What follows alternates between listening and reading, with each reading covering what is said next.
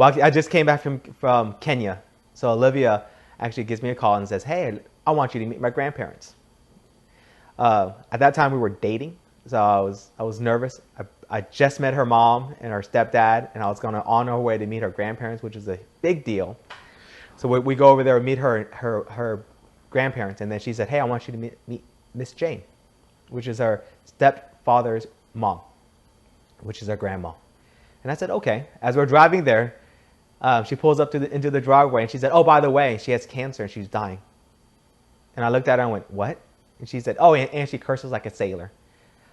So she's not, this is kind of a surprise for her. She doesn't even know we're really coming. Let's just see if she's home. So I said, okay, let's do it. She opens the door, we walk in.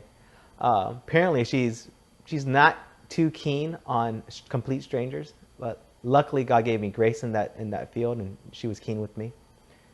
We started sharing, and I shared the testimony of Nikki's sister. You can find the video of Nikki's sister on our website.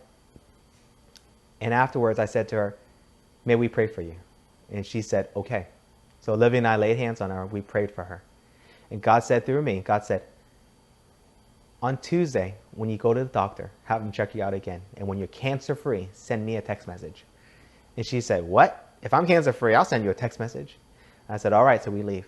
On Tuesday, I'm working at my job. I was building websites. My wife sends me a text message. Did you hear from Miss Jane? And I text back, no. Why? She said, she is cancer-free. It turns out this is her, I believe, her third bout with cancer. She was in stage 4. And the doctor said this type of cancer was incurable. So the doctor touched this woman who was at that time probably cursed like a sailor, never heard of healing in that way. God touched her because he loves her, and she was completely healed of all cancer in her lungs. In fact, her unsaved son was with her, and he said he would not have believed it had he not been there for himself. The doctors pulled up the scans, kept it there for a long time. And later on, this is funny, a week or so later, we visit her again. We drive to Lafayette and visit her again. We went to eat at Jason's Deli. And she glances at us. She goes, can I tell you the truth?